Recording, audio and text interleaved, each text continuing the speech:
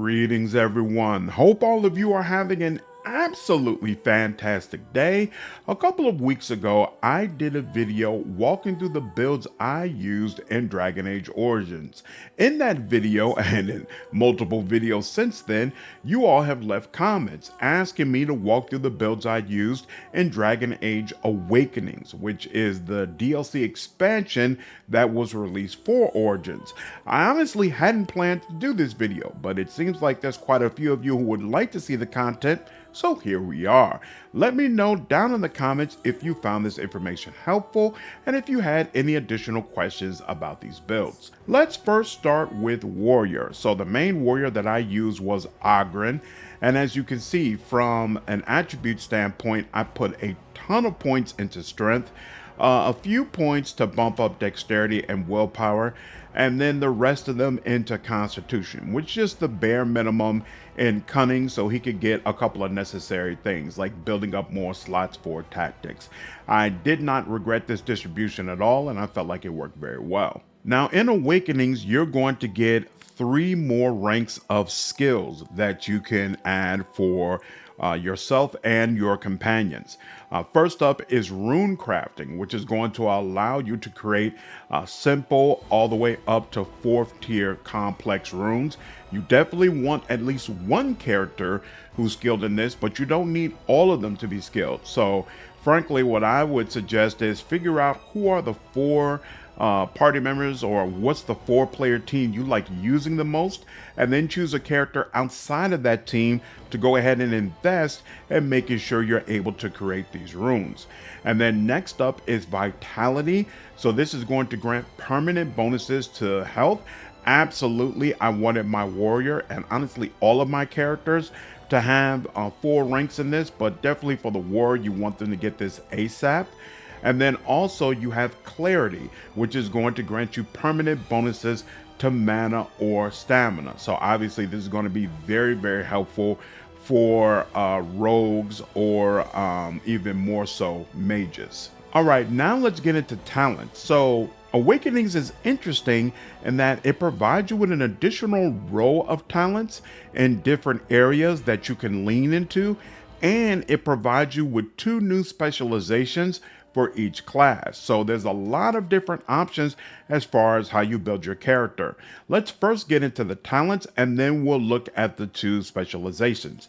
So the first section where you have new options is just in the general warrior section, which is basically useful no matter what type of warrior you're building.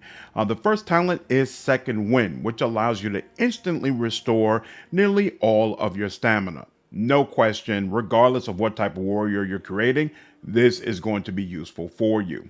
After this is Peon's Plight, which allows you to do an attack, and if it's successful, it automatically kills a target of normal or lesser rank.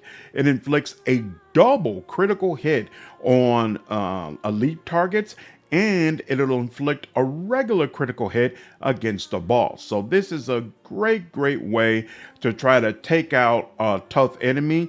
Absolutely, it's something you're going to want to have. Next up is Grievous Insult, which is basically a taunt that draws the attention of all nearby enemies a little bit more effectively than what your regular taunt would do. So it can basically replace this taunt, and it's very useful if you're running the type of warrior where you want them to draw attention. I didn't have a character who really served as my tank, so Oghren kind of served that role, even though he was a 2-handed warrior, and it was useful having Grievous Insult to ensure that more of the enemies were focusing on him.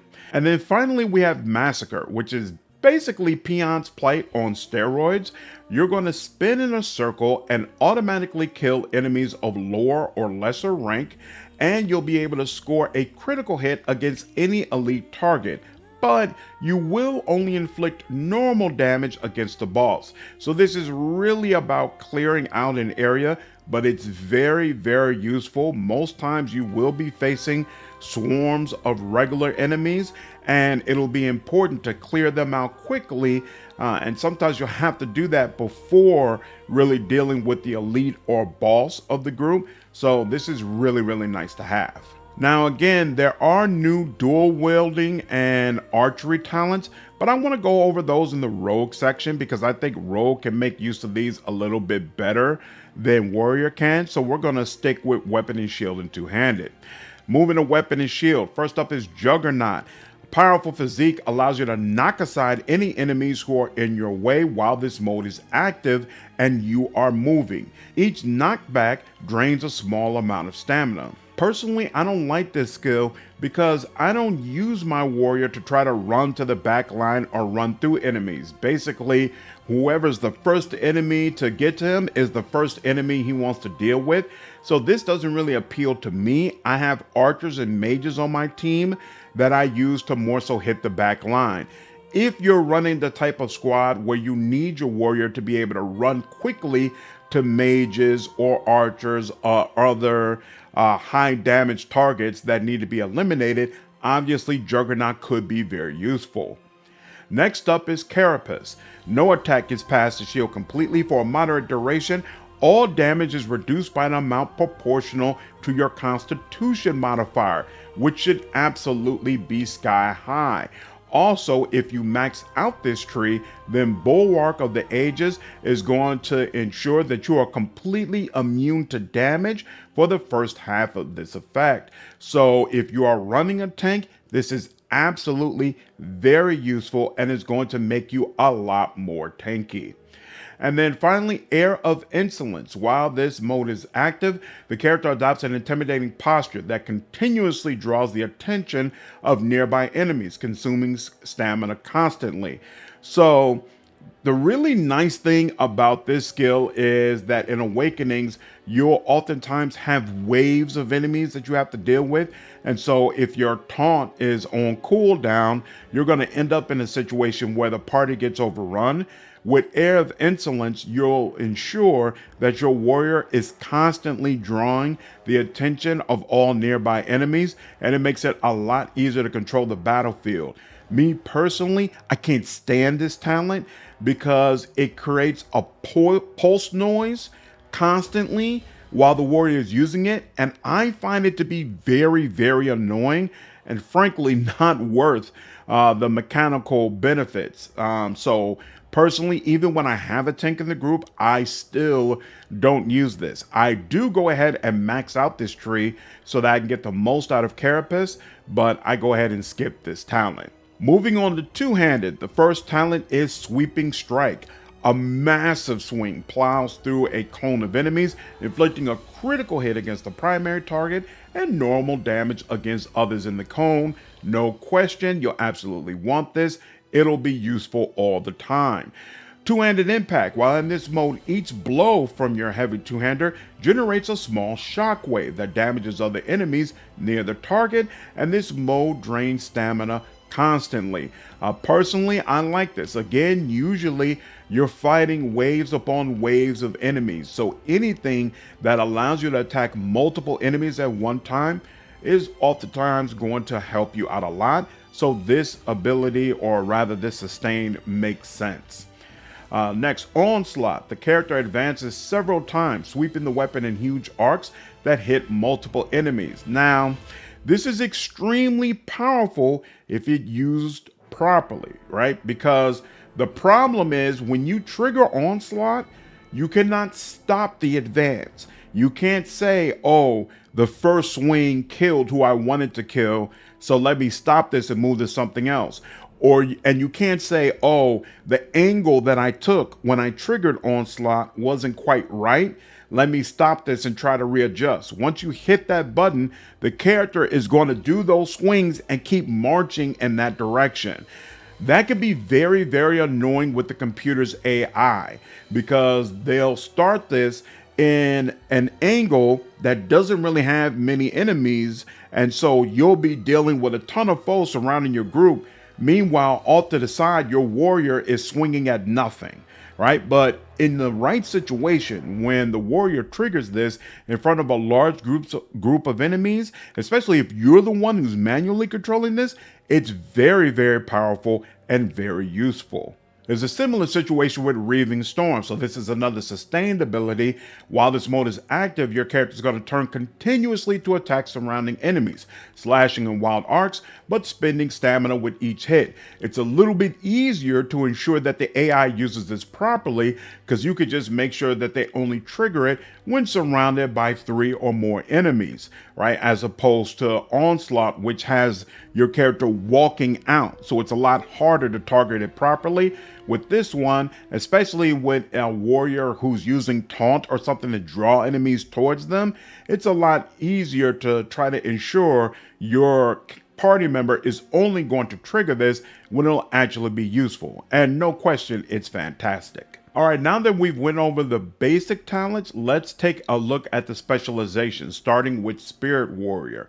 The first option you're going to get is Beyond the Veil, which basically makes you a part of the Fade, and consequently, you're going to avoid a large portion of physical attacks, but this mode is going to drain stamina constantly. Now, you can get a couple of upgrades to this. If you pick up Soul Blade, then when in this mode, you're also going to gain a moderate chance of resisting hostile spells, and even more importantly, your attacks will deal spirit damage, which means they will automatically bypass enemy armor. That's a big deal and allows you to deal significantly more damage. Also, if you get the capstone ability, Blessing of the Fade, while in that Beyond the Veil mode, you are going to have an increased chance of resisting hostile spells, and you're going to get bonuses to movement speed and attack speed. Once again, both of these are going to really help you dish out the pain. So all the way around, this tree is going to help you both offensively and defensively. I'm not as impressed with the third talent, Fade Burst, which allows you to deal spirit damage to all enemies nearby, particularly harming creatures from the Fade. And the reason I don't like this is the amount of damage depends on the warrior's willpower attribute. For most warriors, having a sky-high willpower isn't really all that useful. And so because of that, I don't think this is really all that great. And it's not that often, at least from what I remember, that you're fighting creatures from the Fade. So all the way around, I think this has limited usefulness, but the other 3 options together definitely make Spirit Warrior something to consider. The next option is Guardian, and your first talent is Guardian Shield. This allows you to build a shield around a specific party member, and it will absorb an amount of damage based on your Constitution attribute, which should absolutely be sky high. So this is a great way to protect a squishy party member who's being targeted.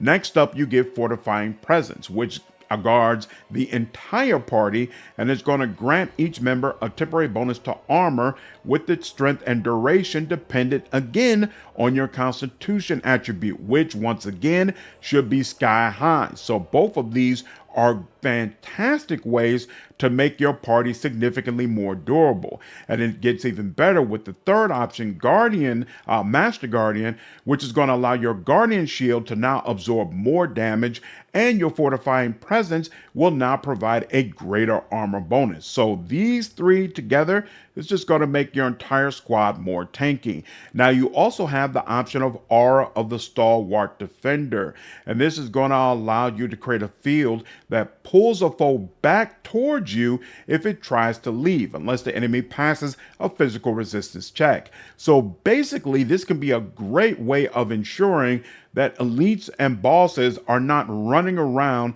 tearing up your softer party members. And that's actually really useful in Awakening. There are a ton of creatures who love starting conflict with the warrior, but then deciding that they're bored and run off to your archers or your mages and just tearing them apart. So something like this absolutely could be useful.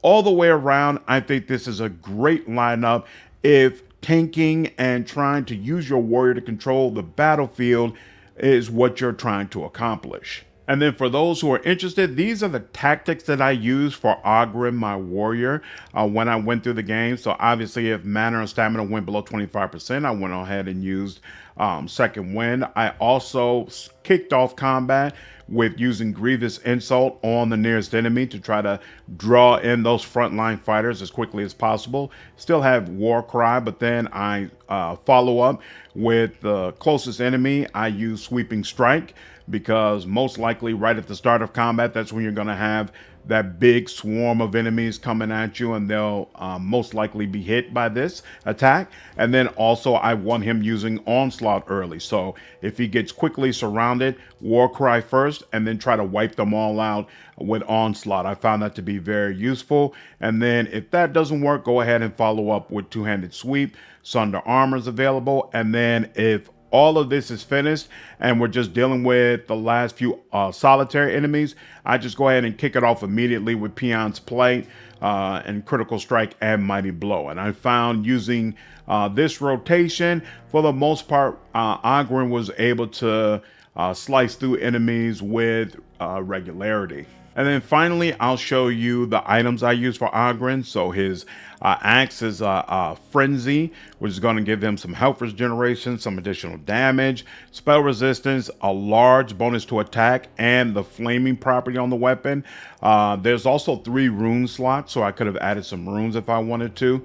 And then I think I gave him the entire set of Herald's Defense. So it's going to give him a large bonus to armor, Constitution, defense, along with spell resistance and mental resistance, bonus to strength, fire resistance from the chest plate, while also reducing his fatigue, and a nice bonus to Constitution. So I found this to work really, really well for him. Then as far as the belt, he still has one for the ditch, which he got from the main game. And then the necklace, Secret's Chain, he has +2 to all attributes, +1 health regeneration, +3 defense. The ring gives him +4 Constitution, health regeneration, and additional healing, which is important. Obviously, he's taking the brunt of the heat, so sometimes he can get really, really lit up, and it's important for us to get healing to him quickly. And then finally, Ring of the Warrior is going to give him a +2 to strength and dexterity. And again, all of that together, I found it worked really well for Ogren. All right, next up, let's get into mages. So I use Valena as my mage because I was an elf. We're all about helping Solus throughout this entire Dragon Age run. And so to me, having her on the squad made more sense than Anders. As you can see, I put a ton of effort into trying to pump up magic and a nice bit of powers into willpower as well. And then just a little bit into Constitution to try to make sure she's not completely squishy. And then otherwise, the bare minimum, or for strength and dexterity, I did not touch them at all. And then, of course, as I mentioned before, you're really going to want to make sure you get clarity maxed out for any mages on your squad. Now, mages, similar to warriors, get 2 new specializations, but they don't get as many new spells. So unlike warrior, who for each section had a new list of talents that they can select from, with mages, they just get 2 rows and then the 2 additional specializations. The first one is Fade Shield, and this is going to change Arcane Shield, which was available in the main game. Now Arcane Shield partially puts you in the Fade, which gives you a significant chance of resisting hostile spells or evading physical attacks. But when the spell is not active, you're going to have a lower chance of doing both of these tasks, which should matter. Me personally, I have Arcane Shield up pretty much constantly, so this makes sense and it's not a problem at all. Next up is Elemental Mastery. The mage learn to amplify the effects of each of the elements. It's going to increase your elemental damage inflicted by other attacks while this spell is active. So if you're using a lot of Cone of Cold, Fireball, things of that nature, I think elemental weapons might interact with this as well. All of that is going to make sense. I kept this up constantly since that's the kind of stuff I like to do. Then next up is attunement, which is going to give you large bonuses to willpower, magic, and mana regeneration. No question, you're absolutely going to want this. Finally, you get Time Spiral, which is going to allow you to reset the cooldowns on all of your spells. Again, no question, you're going to want to pick this up. Starting on the next row, the first one is Repulsion Field. For as long as the spell is active, waves of repulsive energy emanate from the mage. With every wave, nearby enemies are knocked back unless they pass a physical resistance check. Personally, I don't think this is worth it. You should be focusing on wiping enemies out, not knocking them back. And it's especially not worth it from Verlaina because as you'll see when we look at her specializations, she actually benefits from enemies getting up close. But even for Anders, I definitely ignore this. Next up is Invigorate.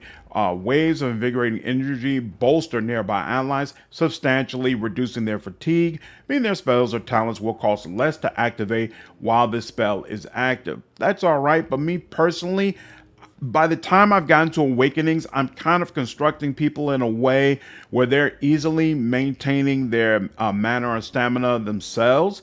And if things get really bad, I can easily just use Mass Rejuvenation. So personally, I don't think this is worth it.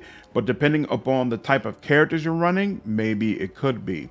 Next up is Arcane Field. The mage radiates arcane energy every few seconds, emitting waves of projectiles that deal spirit damage to enemies within the field. I feel like there's much better ways to deal with nearby enemies because it's constantly emitting these projectiles. If enemies are not in range, that basically means you have wasted the mana required in order to keep this field up. I don't like this. For me, my mage, every time my mage spends mana, I want to know that it's going towards either helping my party or damaging enemies. So personally, I skip this. Next up is Mystical Negation. Every few seconds, this spell will banish any magical effects within the field that were created by a hostile creature, and every time the spell does this, it's going to consume a small amount of mana. There are absolutely fights in Awakening where this is very, very useful, but there are also a ton of fights where the enemies are just using physical attacks and where this will have no purpose whatsoever. So me personally, I skipped it because I skipped this entire row. As you can already see, I didn't feel like these spells were particularly useful.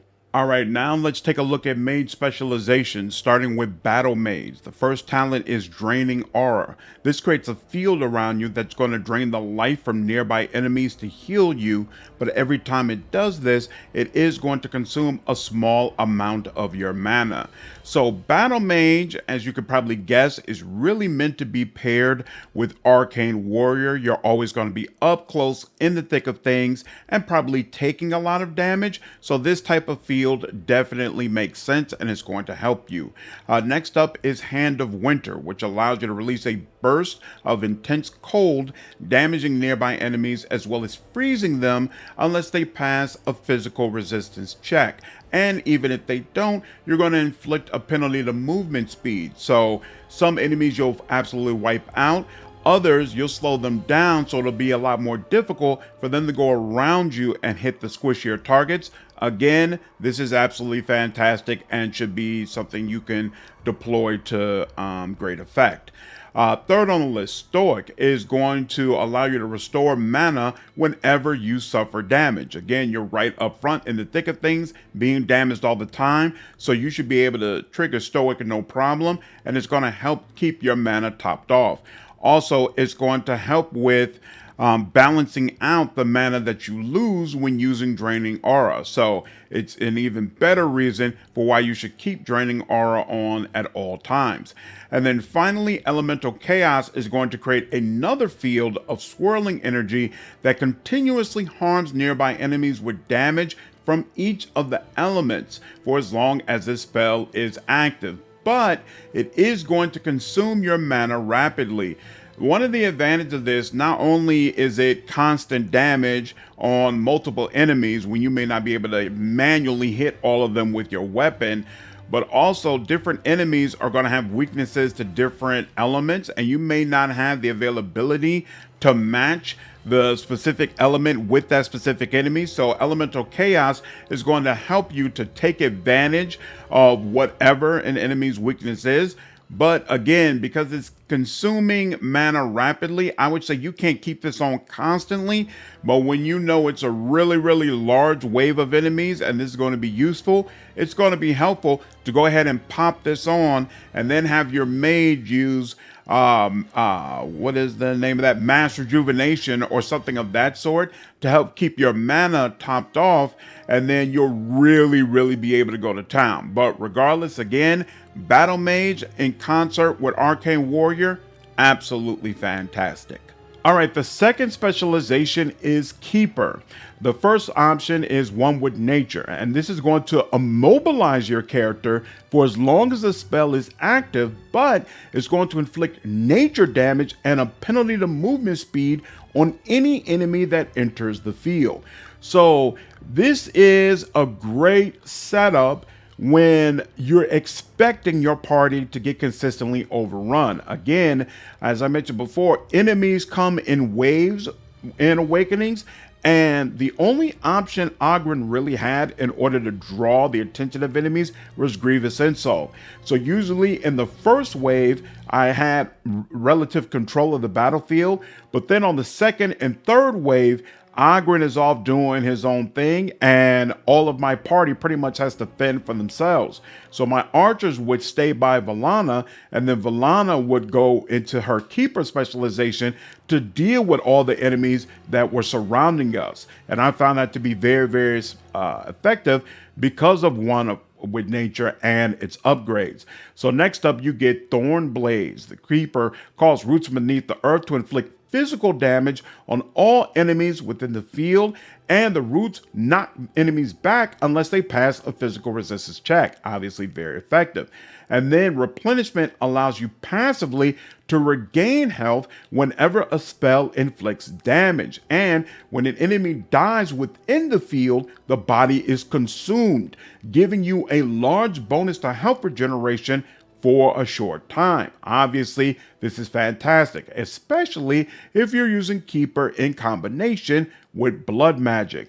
Finally, Nature's Vengeance allows you to summon gigantic roots from within the ground to attack all enemies in the area, impaling the opponents for a short time unless they pass a physical resistance check. So this entire tree plus blood magic is actually a really nice combination in order to keep Valena healed up, but also deal a ton of damage to all of the enemies that come around her. And then if we look at the tactics I use for her, this whole first part is exactly the same as what I used in the main game.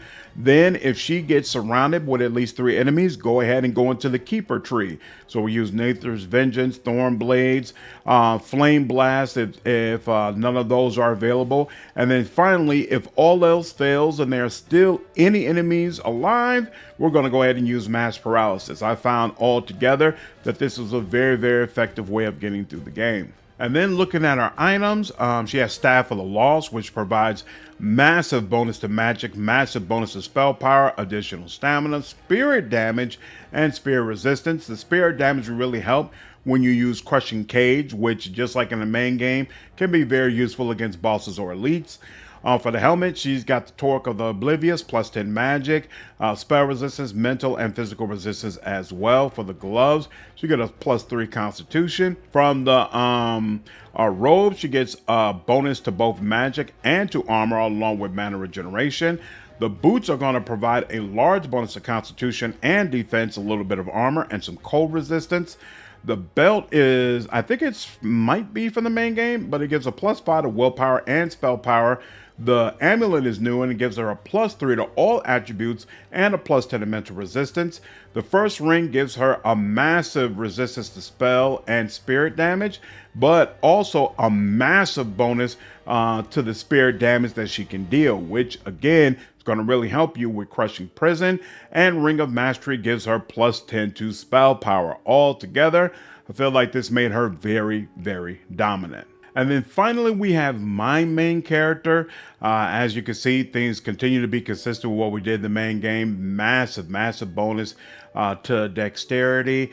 Bare minimum for cunning, a little bit extra in constitution to make sure he's not squishy. We also had to add some extra points into strength to make sure he could equip certain items. And then otherwise, I pretty much left things as is. For skills, obviously, I maxed out coercion as we talked about in the main game so that my character could talk to anybody. I never invested into combat tactics because I'm controlling this character manually, and he had some extra skills, so I was able to max out vitality, max out clarity, and I went on ahead and made him my rune crafter since he had extra skills that he didn't really need. But I could have easily put this into something like survival if I wanted to get a bonus to nature resistance, but I just like the idea of my character being able to handle the rune crafting. All right, now let's look at talents. Similar to Warrior and Mage, the Rogue has 2 new specializations, along with a host of new talents to choose from. So first, let's look at the talents that have been added to just the base Rogue. Unfortunately, all these talents are geared around you having a melee weapon, or at least most of them are, so it's not nearly as useful if you're an archer. First is Heartseeker. This is going to allow you to attempt to fell weaken enemies with 1 blow. If the attack is successful, a target of a link rank or lower is killed instantly if its health is already low enough. And by low enough, it has to have less than 250 HP. If the attack does not kill, it inflicts a critical hit instead. Keep in mind that Heartseeker deals spirit damage, and if you're dealing with an enemy that has a high resistance to spirit damage, it might resist this as well. But all in all, it's okay. It's okay. I'm not crazy excited about this. It's hard to gauge whether or not an enemy has less than 250 hit points. And so to me, it's hard to gauge when you're in a situation where this would really take the enemy out, and that makes me like it a little bit less, honestly. Next up is Ghost. This allows your character to melt into the shadows, evading enemies' physical attacks for a short time. Obviously, it's going to make your character more tanky, and that's good all the way around. Weak points. When this mode is active, it's going to trigger each time you strike an enemy and increase all damage that the enemy suffers for a short time, specifically 5 seconds. Now, keep in mind, this doesn't stack with itself, right? So it's not like you can keep applying it and the enemy will take more and more damage. So what really makes this effective is if you have one attack that can hit a lot of enemies at one time, making them all more vulnerable to what your party is doing. A great example of this is scatter shot from an archer, right? You could hit 7, 8, 9 different enemies all at one time, make them all more vulnerable to damage. And then if a mage follows right up with a fireball, that's going to be really effective. So if you have the capability to pull that off, weak points is very useful. If you're using a character that for the most part is only damaging enemies one at a time, I don't think weak points is all that great. I mean, it's obviously going to be useful against elites and bosses, but on the whole, it's not going to be all that great for you. And then finally, you have Flicker, which is going to allow you to target an enemy, and then you're going to disappear, sprinting from target to target to backstab each of them. So obviously, this will be really nice if your character is built to take advantage of backstabs and really deal punishment in that manner. But for archers, in fact, not only is it not going to work for archers, this talent cannot be used if you're holding a ranged weapon, period. And the same for Heartseeker. Both of them require you to actually be using a melee weapon. So obviously, if you're built to be a dual wielding rogue, this is going to be fantastic. It's something you want to pick up. Otherwise, you can skip it. Speaking of a dual-wielding rogue, they do get a whole new list of talents. So first up is Twin Strikes. This is going to allow you to do 2 strikes in rapid succession, and each of them inflict an automatic critical hit. Now, it even gets better when you go later on. Find Vitals is going to allow this attack to make enemies start bleeding, which is just alright. But then you get to the next blow. Whenever you use this low blow against enemies that are bleeding from twin strikes, they are going to slip and fall to the ground. This actually is a fantastic combination against bosses or elites. Anybody who you need to stop attacking immediately. Hit them with twin strikes first, then hit them with low blow. They fall to the ground and they're significantly more susceptible to everything else you want to do. It can be very effective, especially again, enemies come in waves. So sometimes the ability you would usually use to shut down an enemy from a crowd control standpoint, like mass paralysis, might not be available when that third wave of enemies comes. So it's nice having a dual wielding rogue who can also run in and assist with that type of situation. And then finally, you have Unending Flurry, which is pretty much a boss killer. It's going to allow you to quickly and repeatedly do stabbing actions which consume a small amount of stamina, and the assault is going to continue until the target dies, flees, or you run out of stamina. If the target is bleeding from twin strikes, each swing becomes a critical hit. If the target is slowed by low blow, you cannot miss. So this tree, again, altogether is an absolute boss killer. When you're going up against a boss, start with twin strikes, hit them with low blow. Hopefully they get knocked prone. Even if they're not knocked prone, just go ahead and trigger Unending Flurry and you will repeatedly stab them until they die. You should have a mage casting Mass Rejuvenation on you or have a stamina potion on hand that you can pop as soon as this ends, and then you can assist with removing any other enemies that are still alive. Very, very powerful combination for sure. And then finally, we get to archery, which has new talents that are frankly just as powerful. First, you get accuracy, which is going to give you massive bonuses to attack, damage, range critical chance, and range critical damage, dependent on your dexterity attribute, which should be sky high. So this is absolutely a massive bonus to your damage capabilities. Next up is arrow time. This is going to allow you to reduce the movement speed of enemies who come near you for as long as this mode is active, unless they are elite rank or higher. But this mode is going to drain stamina constantly. I completely ignore this. I don't care about enemies getting closer. If they get closer, it just means it's going to be easier for me to kill them, either myself or one of the other characters that I've already talked about. So I didn't find this particularly useful. Next up is Burst Shot. It's going to allow you to use an arrow that scores an automatic triple critical hit against a target enemy, then shatters, inflicting half of the effect on the other nearby enemies. But friendly fire is possible. So this is basically Scatter Shot on steroids, but Scatter Shot doesn't impact your allies. So what you want to do is, if there's a far, far away elite and you feel confident you can loose this without impacting your party members, then you can go ahead and let it go and it'll do significant damage against that elite and all the creatures nearby. And then you follow up with Scatter Shot to really, really wipe out the masses. These two together, supremely powerful. Definitely great stuff. And then finally, Rain of Arrows. You're going to point your bow to the sky, firing multiple projectiles, which then rain down over time in the target area. Friendly fire again is possible. This is fantastic to use against faraway enemies that you know are not going to come closer to the group. So when combat first starts, I hit them with the Burst Shot, follow up with Scatter Shot. Any archers or mages that for whatever reason are still living, if I don't have a better way to deal with them, I just put Rain of Arrows down on them and it'll slowly wipe them all out.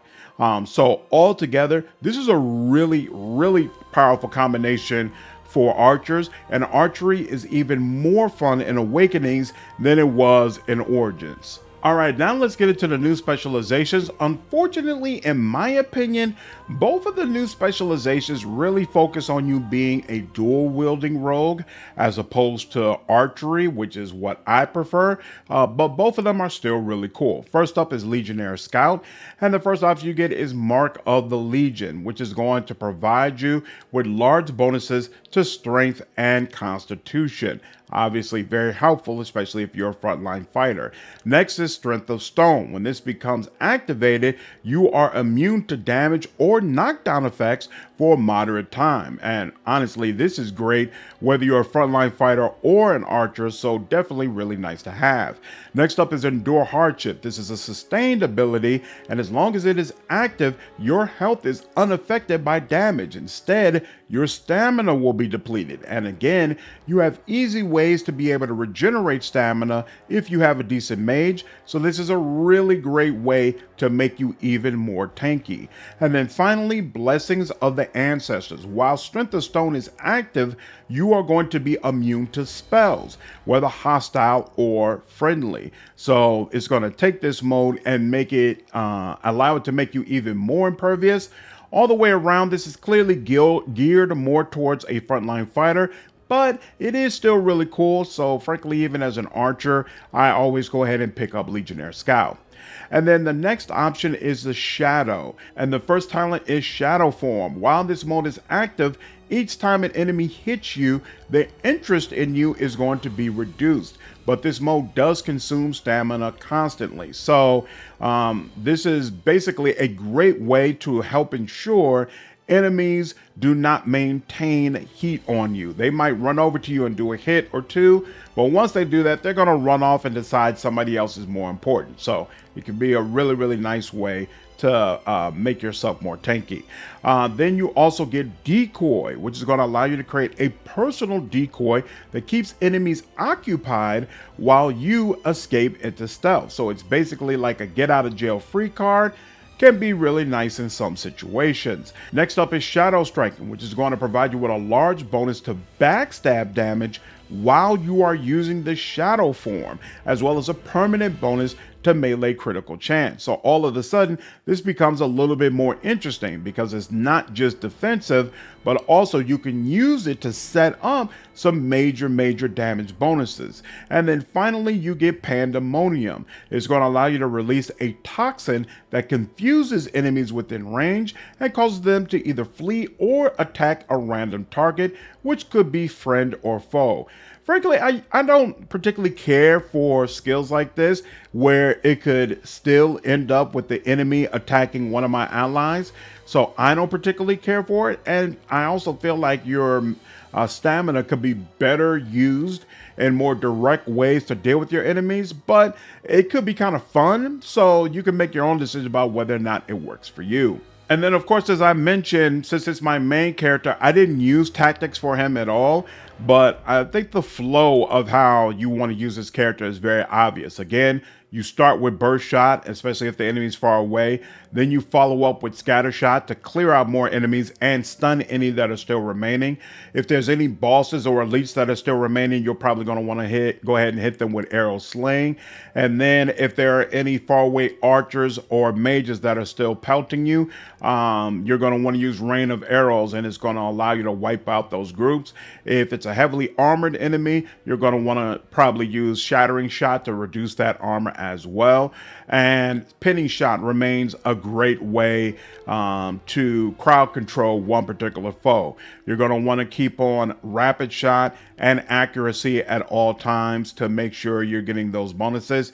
And you might decide that you want to put on weak points. I didn't use it, but again, when using Scatter Shot and Burst Shot, you're going to hit a ton of enemies at one time. And so being able to lower all their resistances to damage at the same time can be really useful in combination with some of the other things that my party is doing. And then finally, looking at the items that I use. So I have Heartwood Bow, which provides me a bonus to dexterity and cunning, along with an increased range critical chance. Helm of Hanleaf came from the main game. Game +2 to all attributes and +3 armor. Fingers of the Nimble gives me a bonus to dexterity and a bonus to range critical chance and critical damage. Very nice. I still have the Felon's Coat from the main game. And then the boots are Wolf Treads. It gives me a bonus to dexterity, cunning, and defense, along with a chance to avoid missile attacks. The belt is just a +4 to attack. I didn't find a particularly good belt for myself. The medal, I don't remember if this is from Awakening or the main game, but it gives me a +2 to dexterity, large bonus to constitution, and a nice bonus to stamina as well. Of course, married to Morgan, I kept Morgan's ring, and it had nice reactivity when we finally got to Witch Hunt. And then finally, for the main game, Key to the City. And that's it. Those are the builds that I use for my Rogue, Mage, and Warrior when I went through Awakenings. I thought it was an absolutely fantastic expansion. Really enjoyed the process of going through that storyline and meeting all those new characters. Hopefully we see some of them in Veilguard. Anyway, let me know your feedback down below. Hope you all enjoyed this video, and I'll see you on the next one. Take care.